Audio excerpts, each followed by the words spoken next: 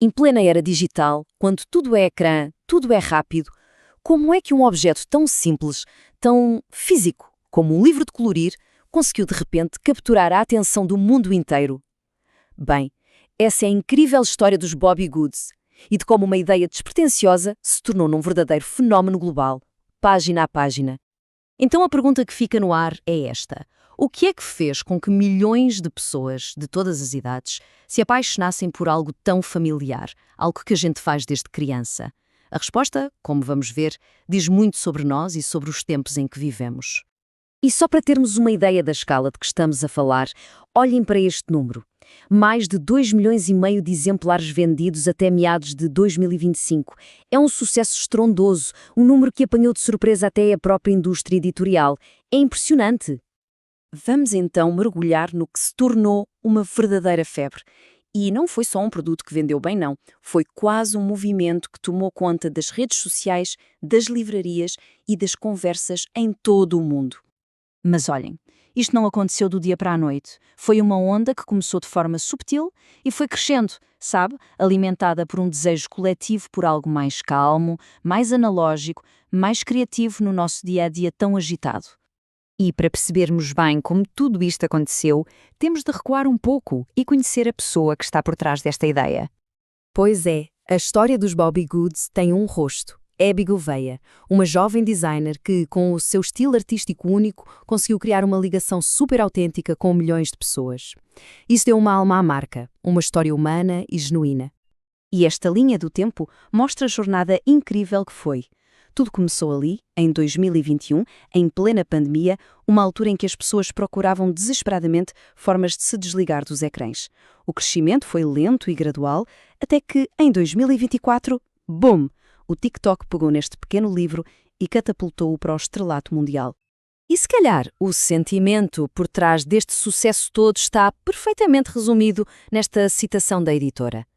Num mundo saturado de digital, a necessidade de pegar em algo, de criar com as próprias mãos, de fazer algo físico e real, tornou-se um desejo profundo para muita gente.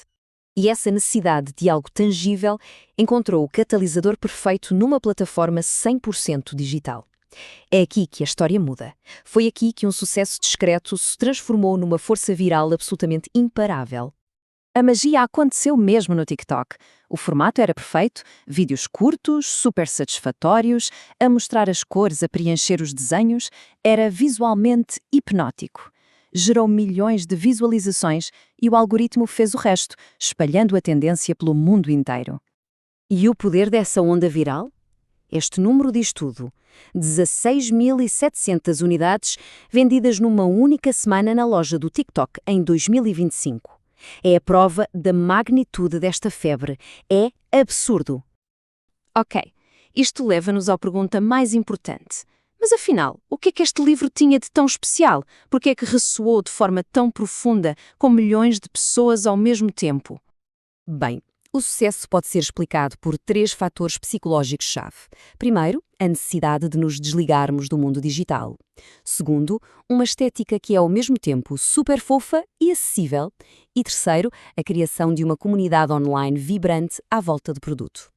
Os Bobby Goods são, no fundo, uma forma moderna de fazer um detox digital. O simples ato de escolher cores e preencher um desenho funciona quase como uma meditação. Exige foco, exige presença, é a fuga perfeita da sobrecarga de informação a que estamos sempre sujeitos. Agora, o que é mesmo interessante é comparar os Bobby Goods com tendências passadas. Lembram-se do Jardim Secreto? Eram padrões super complexos, muito detalhados. Já os Bobby Goods têm uma estética muito mais acessível, mais relaxante e, crucialmente, perfeitamente desenhada para ser fotografada e partilhada nas redes. É feito para postar. E a marca fez isto de uma forma brilhante, usando o que se chama de marketing afetivo. Eles não estavam a vender apenas um livro de colorir, estavam a vender um sentimento, calma, autocuidado, uma pausa na rotina. E essa ligação emocional foi a chave para construir uma comunidade tão leal. E claro, um sucesso desta dimensão não ficou contido nas páginas do livro.